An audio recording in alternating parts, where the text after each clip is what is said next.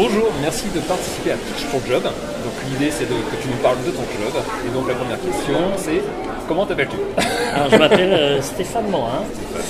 Ok, et quel est ton job, Stéphane? Alors je suis animateur, présentateur, maître de cérémonie professionnel. Donc c'est un nom très long mais bon qui veut dire tout simplement donc, être le liant donc, des événements qu'organisent toutes les structures et notamment donc l'armée de l'air et d'espace aujourd'hui. Ok. Alors sur les événements, est-ce qu'il y a différents types d'événements? Sur les présentations, est-ce qu'il y a différents types de présentations? Est-ce que tu peux nous détailler un petit peu tout ça? Absolument. On a parlé d'ailleurs ce matin avec les équipes. Au niveau un animateur se doit de s'adapter à l'animation qu'on va lui proposer. Moi, je suis dans un univers assez particulier. Je suis dans tout ce qui est événementiel et com. Donc, on est amené à faire de l'institutionnel, on est amené à faire du très professionnel, du sportif, du culturel.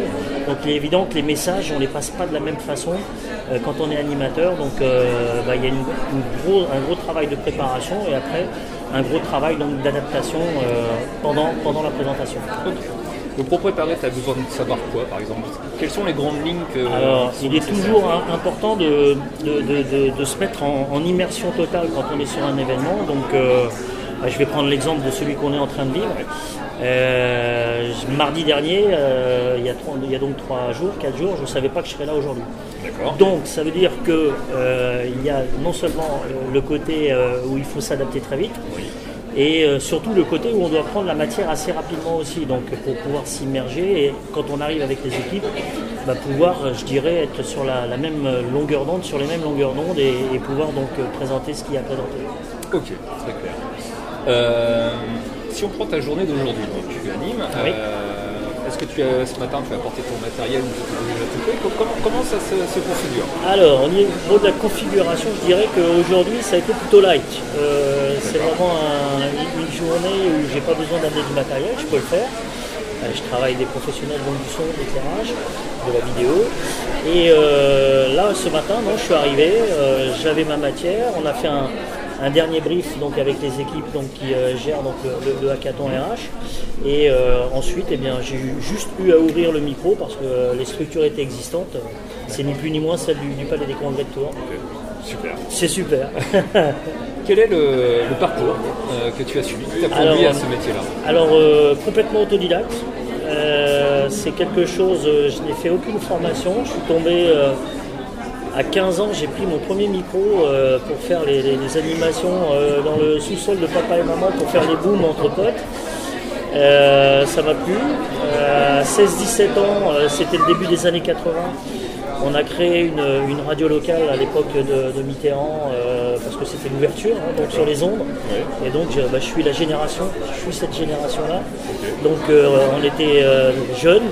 On était motivés et donc on a ouvert une radio qui s'appelait Radio Amboise Stéréo, RAS, et on émettait sur 20-30 km et c'était une période magnifique. Ensuite, cette période m'a permis, moi j'ai passé le bac en parallèle de tout ça, j'étais dans l'univers de la technique de commercialisation, le bac G3 à l'époque. J'ai continué donc à faire de l'animation et j'ai rencontré, grâce à la radio, des gens qui m'ont ouvert les portes et qui font qu'aujourd'hui, je suis devenu l'homme de présentation et d'animation que je suis. Ok, super. Ouais, c'est cool, ouais. Vraiment. Est-ce que tu as une anecdote, une réussite dont tu es fier et que tu aimerais nous partager? Alors des anecdotes, il y en a plein. En fait, ce sont des rencontres parce que je me dis que la voiture a son carburant. Moi, mon carburant, c'est l'humain.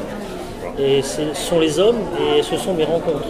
Et au niveau des anecdotes, j'ai eu la chance, donc tellement j'ai touché dans divers univers que ça m'a permis de rencontrer des gens qui sont hyper médiatiques et d'autres qui ne le sont pas du tout. Et où j'ai vécu des choses superbes. Donc, mes anecdotes, ça peut partir d'un univers où je suis dans une centrale nucléaire, où je présente à l'échelon national avec des télévisions pour des équipes, un petit peu dans un univers identique à celui-ci, car le but du jeu c'était de présenter tous les métiers donc, de la centrale nucléaire donc, à l'échelon national et faire s'échanger d'une équipe à une autre. Et donc j'ai été le liant de tout ça, donc ça c'était vraiment une belle expérience. La centrale nucléaire d'Avoine, donc c'était juste à côté.